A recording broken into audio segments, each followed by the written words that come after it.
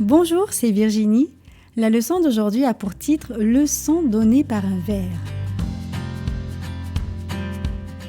Le verset à mémoriser se trouve dans 1 Jean 3, verset 1. « Voyez quel amour le Père nous a donné, puisque nous sommes appelés enfants de Dieu, et nous le sommes. » Qu'est-ce qui ne va pas ? Demanda maman en regardant le visage de Catherine alors qu'avec son frère Jérémie, elle montait dans la voiture.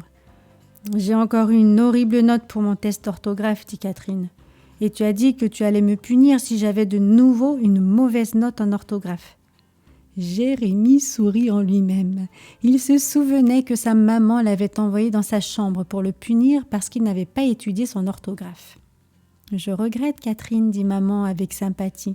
Je t'aiderai à étudier tes mots après souper. » Jérémie commença à sentir monter la colère. Pourquoi maman ne punirait-elle pas Catherine comme elle l'avait promis ? Jonas se sentait un peu comme Jérémie. Voyons un peu cela. Le visage de Jonas devint rouge, il grinçait des dents. Dieu avait changé d'idée. En fin de compte, Dieu n'allait pas détruire la ville de Ninive. Jonas serra les poings. Il était tellement en colère qu'il avait envie de frapper quelqu'un.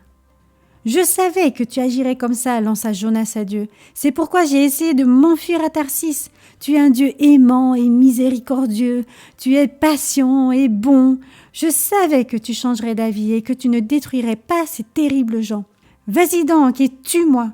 Il vaut mieux que je meure puisque rien de ce que j'ai annoncé n'arrivera. » Le Seigneur répondit à Jonas. « As-tu raison de te mettre ainsi en colère ? Peut-être que quelque chose va tout de même arriver à Ninive, se dit Jonas. Il décida de grimper sur la colline d'où il pourrait observer la ville. Il faisait très chaud sur la colline. Jonas se fit un petit abri avec 3 branches pour se protéger du soleil. Puis il s'assit et attendit. Soudain, quelque chose de très inhabituel se produisit.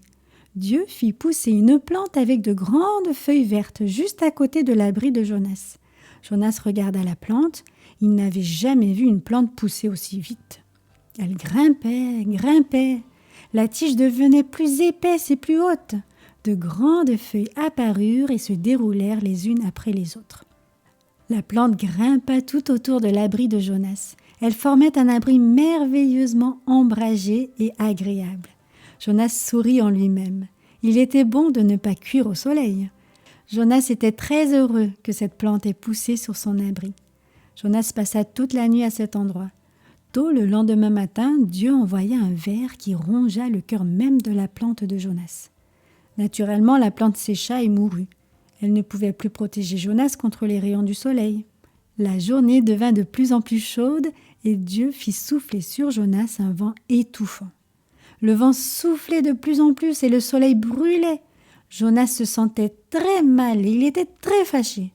« Il vaudrait mieux que je meure plutôt que d'endurer cela » s'exclama-t-il. Alors Dieu parla à Jonas. « As-tu raison de te mettre ainsi en colère parce que cette plante est morte ?»« Oui !» hurla Jonas.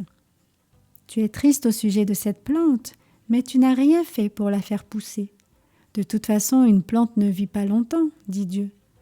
Ninive abrite 120 000 habitants, sans compter tous les animaux. Je les ai tous créés et je les aime. N'ai-je pas plus de raison de me sentir triste pour eux que toi pour cette plante qui est morte ? » Cette histoire nous montre combien notre Dieu est patient et aimant. Il désire que nous suivions son exemple, que nous soyons aimants, bons et patients avec les gens qui nous entourent. Il veut que nous soyons heureux quand d'autres personnes se joignent à sa famille.